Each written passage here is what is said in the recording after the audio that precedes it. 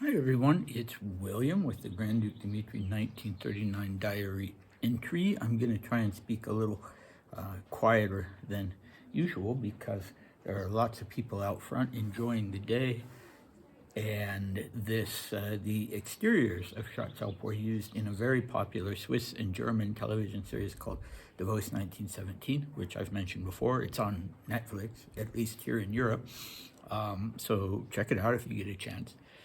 And historically it's silly, but fun. So lots of people are coming up. As I said, it was a very popular, very successful series, and lots of people are coming up to take photos and, yeah, just enjoy the day. Even without that, lots of people would be hiking up or taking the funicular up. So I don't want to be too noisy. I was going to do this, actually, this video, since it talks about medical things. I was going to do it in the head doctor's consulting room. I did another one in the assistant doctor's consulting room, but wild horses are not going to drag me off this balcony today because it's so beautiful, and I've been waiting for a day like this since basically mid-April. The weather hasn't been great, but once it turns great here, it's really great. So Davos was, or has been, referred to as the sun capital of Europe. And it's quite true. When you're past the rainy weather, you have, during the winter and the summer, you have just marvelous sunny days. Unfortunately, you can't see the mountain peaks behind me because of the situation with what the camera is picking up. Looks like there are just hills behind me, which is not the case. Anyway, a day like today, I mean, the staff have returned, the people, the hotel isn't quite open yet, but people are coming up to enjoy the Alpine Garden, and as I said, and it's, so the place is full of life and energy after this period of basically 2 months of solitude, which I relished, but I am feeling the love today. I send my love to all of you because today I simply love everyone.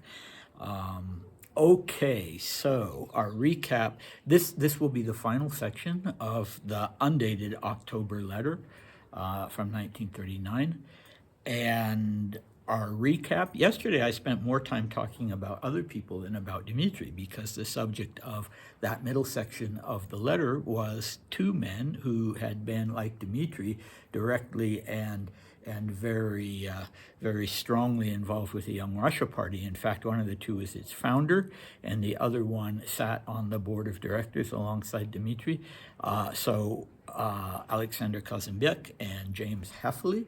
So I'm tempted to go off on a tangent and talk about both of them again, but I can't let myself do that. So if you want to hear about them, then please go back and watch the previous video. Our cast today is pretty much just Dr. Maurer, so that's a little more simple. Okay, so let's get started. Well, and now a little about myself. I have gained 8.5 kilos and completely stopped coughing and spitting. But I lie in bed and will continue to do so, ! They took a second photograph at the end of the first 5 weeks, and that horrible cavity has receded by 1/3, if not more. The other little spots in my left lung are also healing, and for the most part have now completely closed up. But God only knows what's really going on. For all I can tell from those, God only knows what's really going on for all I can tell from those photographs, ! 4 days ago, my whole face suddenly broke out in some kind of abomination and itched frightfully. It turned out that I had a rash from taking too much creosote. In fact, they had been giving it to me every day, both as oral medication and in the form of injections.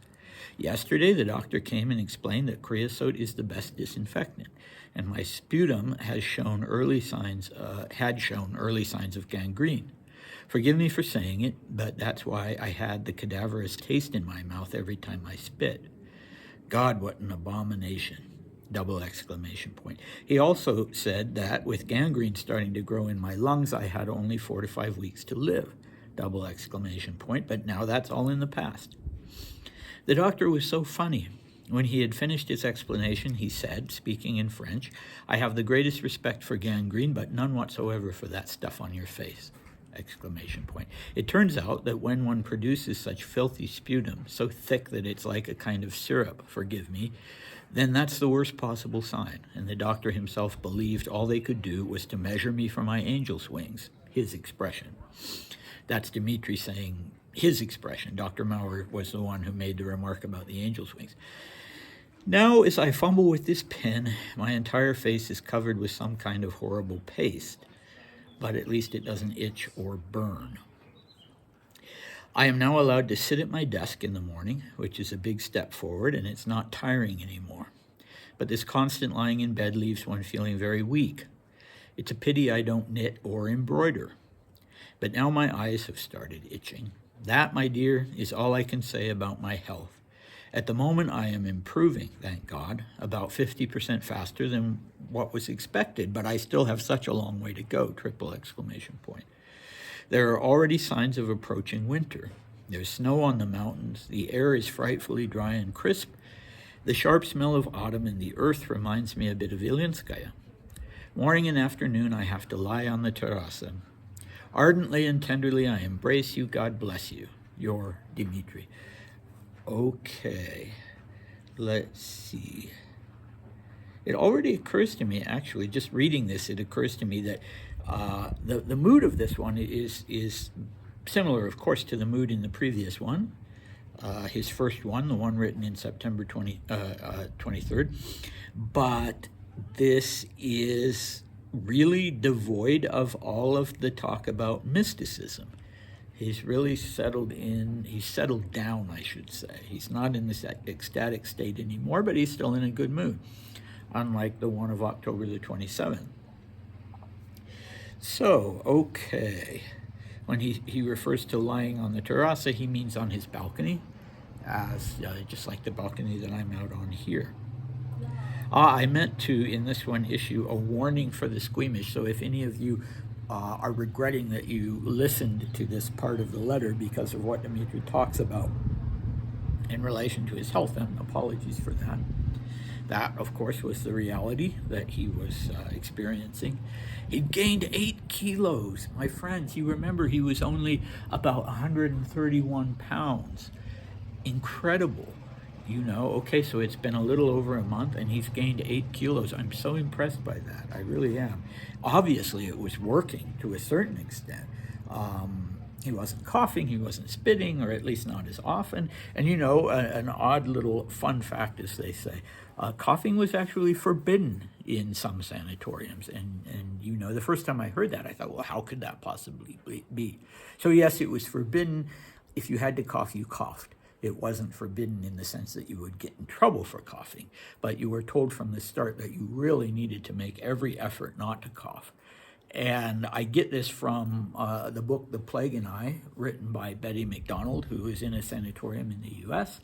And, you know, she said that it was true. If one person, she was in a little mini ward or a large room with 3 other people, and she said that if one person coughed, you would then hear this chain reaction all up and down the corridor and the wards of other people coughing. And I myself have noticed that, for instance, on an airplane or in a theater. If one person coughs, then all of a sudden you have 2, 3, 4 people coughing. And so I think that was what they wanted to stop. And I've also heard it said that every cough is like a little hurricane in the lungs. So unless you're working on bringing something up, it's not actually constructive, but sometimes you just have to. Okay, so another thing along those lines, it's not something Dmitri mentions, but Betty McDonald also said that at every meal, all the other 3 women in this ward with her would vomit. And she found that to be the case when she was moved to a 2-person room. And, you know, the rooms weren't, I say room, but in this sanatorium in Seattle, they weren't actually fully enclosed. And she said it took her a long time to get used to that because she wanted to enjoy her lunch, but people who ate faster than her would then start the whole vomiting thing. And I was thinking, what's up with that? You know, that's not really I don't think it's a tuberculosis thing. and it certainly is counter to what they were trying to do with feeding people. But maybe again, it's another sort of mental thing where one person does it and genuinely has to do it, and then everybody else kind of does it. But yeah, gross. I'm glad that wasn't something that that Dmitri talks about.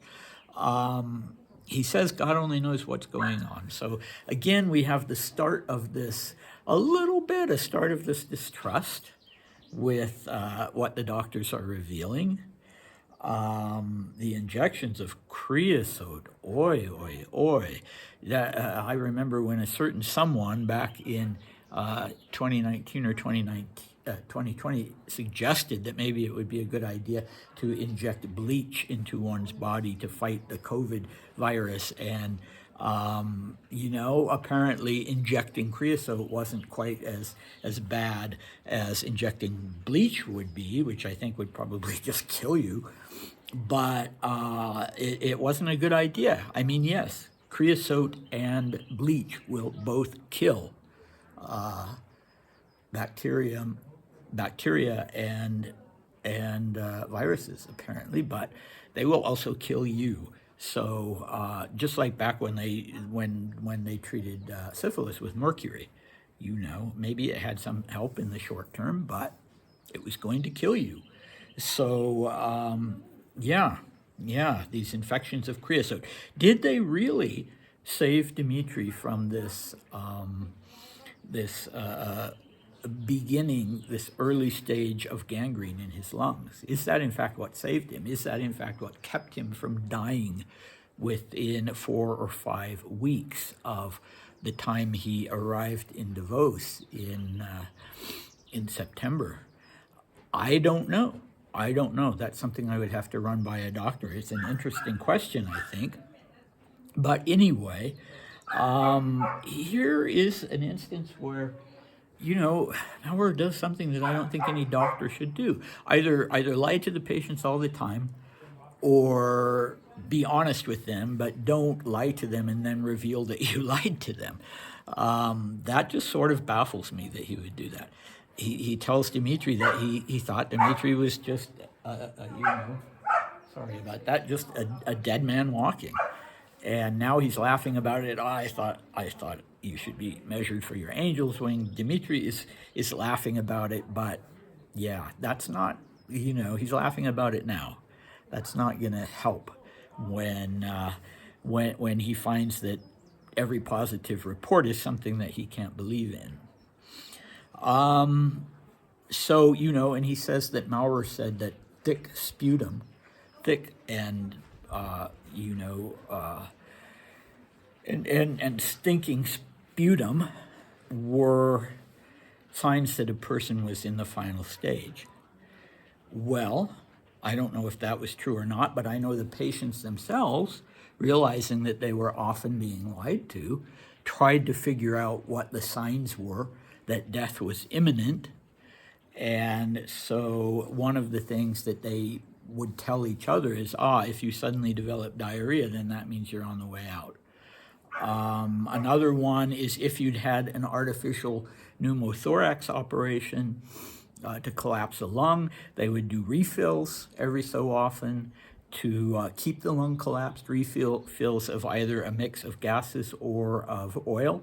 And then if they stopped giving you the refills, then that was a sign. The patients thought that the doctors considered that you were beyond treatment. In fact, it was just the case that very often the pneumothorax procedures failed.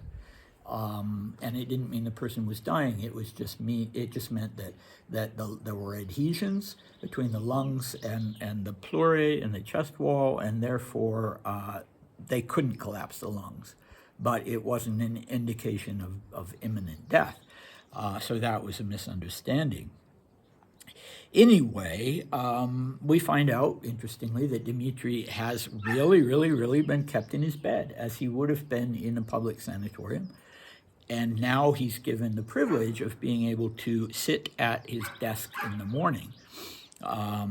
So, you know, he may have been writing this particular letter in bed because he talks about fumbling with the pen. It's not easy to write something in bed, of course. But anyway, that's the phase that he's now reached. And, he really seems to have had a very good constitution. I just think it's amazing, the progress that he had made. I don't doubt that Maurer thought he was dying. And now he's just recovered to such an extraordinary extent. And of course, he would die. He had another 2.5 years to live, but he wouldn't even die from pulmonary tuberculosis. So, it just makes me it just really cast doubts on all these stories of him having been such an unhealthy person all his life. The smoking didn't do him any good, obviously, but he seems to have had just a genuinely strong constitution. So good for him. It kept him alive for another 2.5 years. And yeah, it makes me laugh, this comment about, well, it's too bad I can't knit or embroider, because that was one of the primary activities in a sanatorium, obviously. And in fact, if you were in a public sanatorium, whether you were male or female, that would be one of the handicrafts that you could learn. They were trying to prepare people for a life as an invalid. So the tuberculosis ideally would then go into remission. It would be walled off by the immune system, but there was always a fear that if you didn't lead a very quiet and relaxed life, it would reactivate. And so they were trying, this was vocational rehabilitation. They were trying to give people something that they could do to make a living. And so for Betty McDonald, for instance, she was told she could choose between lace making or knitting or crocheting, and then they would, they would sell at fairs, and maybe at a little shop in town. They would sell these things, and I don't know if a person could really make a living this way unless they were particularly talented. If I recall correctly, there is a mention in Maria's childhood, her memoirs that cover her childhood, that both she and Dmitri had done some kind of needlework to make a Christmas present or a birthday present for their father. And I don't know if little boys were typically taught that, but I know Dmitri really loved sort of handicrafts like that. If you watch if you watch the 1906-1907 diary series that I did, then you'll realize he loved woodworking. He even enjoyed learning with some of Grand Duchess Elizabeth's invalid soldiers, learning how to do carpet weaving and that sort of thing. Anything like that he liked. So, maybe when he was a little boy, just like when he was a teenager, he wanted to learn Swedish because his sister was learning it. And maybe when he was a little boy, he wanted to learn embroidery or needlework because his sister was learning it.